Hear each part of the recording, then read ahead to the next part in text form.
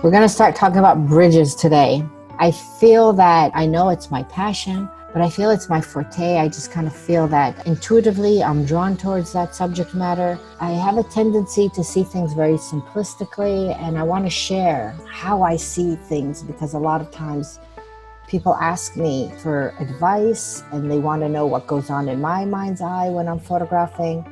So I just want to share those things with you. I've been photographing bridges now, I guess ever since I started photography. This was back in 2007-ish. I was just organically drawn to it. And throughout the years, it's not like I was concentrating just on that portfolio, but whenever I go traveling, I photograph a beautiful bridge, and I sometimes actually travel to a location to photograph a bridge, and it's probably will be a lifelong work in progress for me.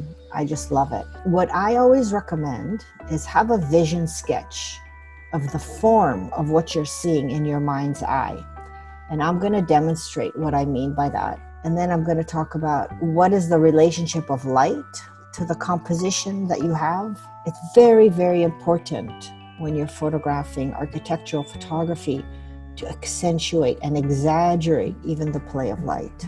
Implementing in post-processing, mask, selective lighting, gradient lighting, all those things. So this is a recent bridge that I took in Winnipeg.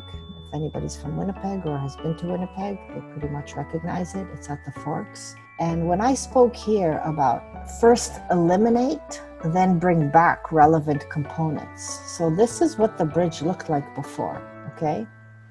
And you can see that when I look at this, what captured me in my mind's eye was just the bridge and the foliage and the walkway and everything around was just complementary to the bridge.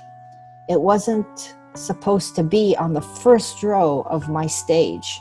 That's where the main actor stands, and that's what the emphasis of my image is about.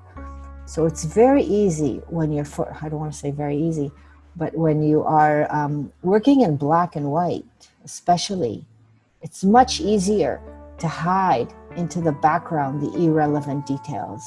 So if we look at this, first of all, the color is irrelevant. So I stripped it from color and took it to black and white. And here we can see the two together. And we can see also all these things are gone. Okay, this is gone. Down here, it's pretty much no detail. Like that's not relevant. What is relevant is the light and the cables on the bridge, the light hitting, I believe there's a restaurant here, the geometry and the framing of the trees and a little backlight of the trees. I believe I did this with luminosity masking. Now, throughout the workshops, people have been asking me about luminosity masking. I've put together outline for advanced Photoshop. It's on my website. I haven't posted dates yet. Those will probably be in the fall. But if anybody's interested, have a look at the curriculum there of what I've set up, if you're interested in that content. So going back to, again, first eliminate, then bring back to the relevant components, but also now we're going to talk about having a vision sketch of what you want. And I'm going to explain it with this image here. So this is in Portland. This is one of the bridges in Portland. And I decided to kind of illustrate just a very narrow view of the whole scene, because what I was taken with in my mind's eye was the geometry of how this triangle meets this kind of triangle and line, the parallel, and this is what caught me, okay? But in reality, this is what was there. So when you look at what was there, you can see, first of all, a lot of ripples in the water. We're going to talk about how to eliminate details. So there's a lot of ripples in the water. There's a lot of buildings. There's a lot of, what are these called? Power poles. These are power poles. These are not for the, because there's a light rail. I don't know if they're the cables. They might be they're holding the cables for the light rail. But anyway, in my eyes, they were urban clutter. It wasn't about that in my mind's eye. So when I need to explain to somebody standing next to me, what am I seeing? And I'm going through the simplification process, this is what I try to show them. This is it. this is what I saw in my mind's eye. Everything beyond that is irrelevant to the story. Okay, so the ripples in the water and all these details are irrelevant. So I ask myself now, how do I get rid of those ripples if they're not part of my story? And that's where long exposure photography comes in very handy. A lot of people are familiar with long exposure photography just to create the fancy streaks in the sky. But no, they are also very, very important in creating reflections. So I could get a long exposure for the water and with some Photoshop magic, create this image. I had to get rid of a lot of details. Okay, the buildings are gone, power poles are gone, a lot of things are gone. That's very tedious Photoshop work, but it is possible. In this image here, this one I also wanted to show was symmetry. But again, what I saw in my mind's eye, this is in Valencia, one of the structures there. This is the actual shot. Again, the colors were irrelevant. Even though I had a nice blue, and maybe you could have played around with the yellow to kind of create complementary colors. When I asked myself what the image was about, the colors were not significant. It was more about the form.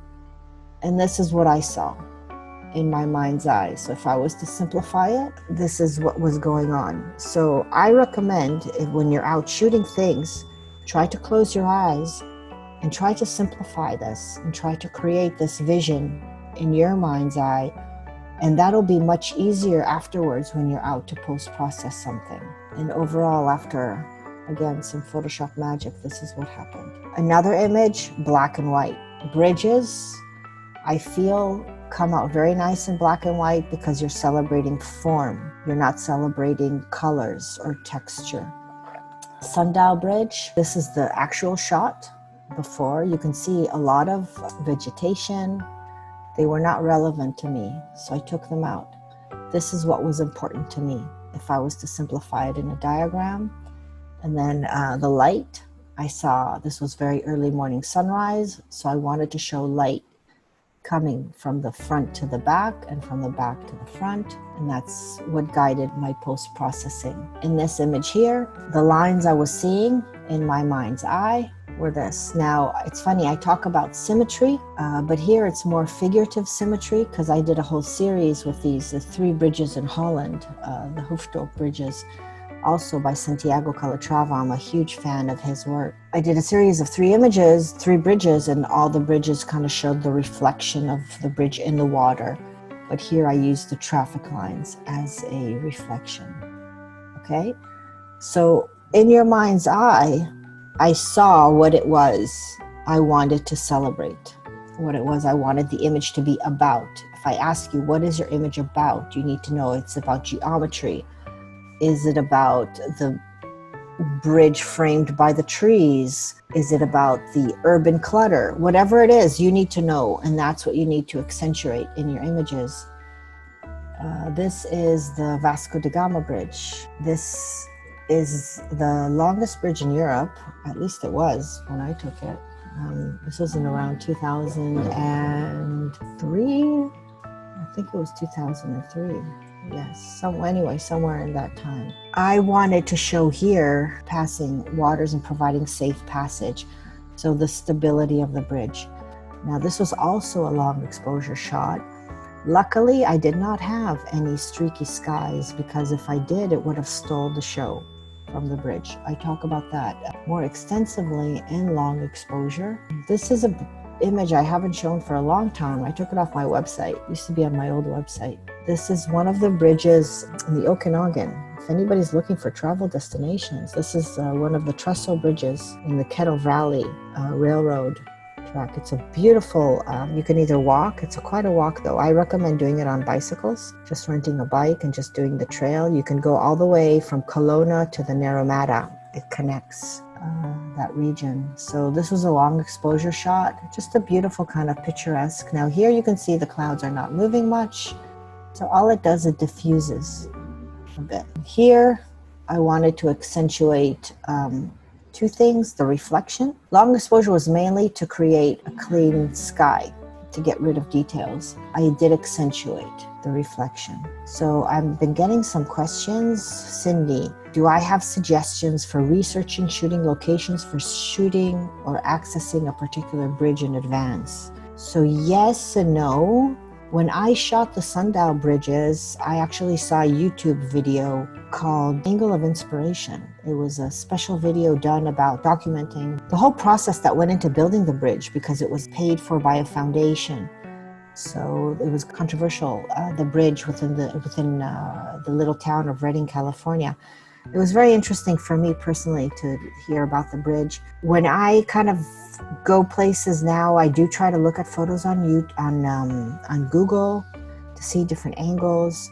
You want to research the buildings around, how easy you're going to be able to access the shooting locations, the sunrise, the sunset times, things like that for sure. Because sometimes you travel very long distances to places, so you don't want to get there and see maybe it's just under construction, or for some reason something's happening. One of the things that I didn't research that I should have probably is when I was in Valencia, in this area, there's like a lot of different structures, about 7 different structures in the area, and there are pools in front of them. And the pools create a beautiful reflection in front of the structure. When I was just leaving, they were draining one of the pools to clean the bottom. It's quite a bummer if you travel all the way there and there's no water in the little pool, helping to create that reflection. So just little things that you have to keep in mind.